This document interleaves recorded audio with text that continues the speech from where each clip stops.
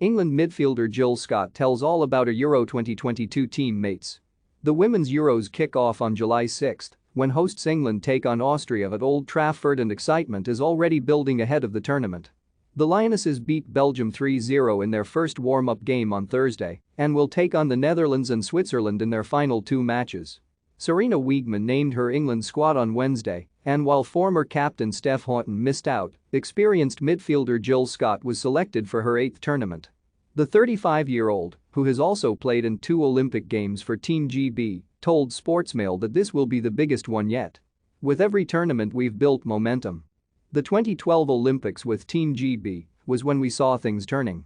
We gathered a bit more momentum in 2015 in Canada in the World Cup, but I think with this being a home Euros, on the back of the men, and seeing how much the nation got behind them, it's a very exciting time. I think it's going to be the biggest one yet.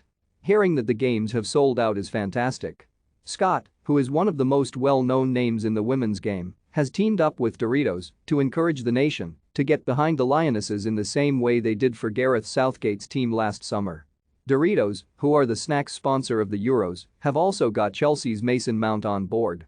Working with such a big brand like Doritos, going into the shops recently and seeing Lucy Bronze and Leah Williamson on the front of the crisp packets is really exciting, Scott said.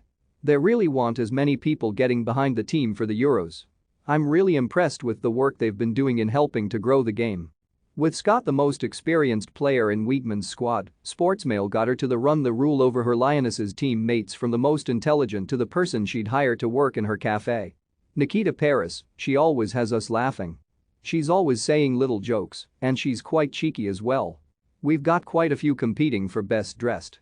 We've got Lucy Bronze and Alex Greenwood, who are quite into their fashion. I think if you ask the team they'd probably give worst dressed to me or Ellen White.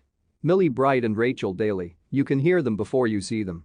They're always having a laugh and a joke as well, always doing TikToks and stuff like that.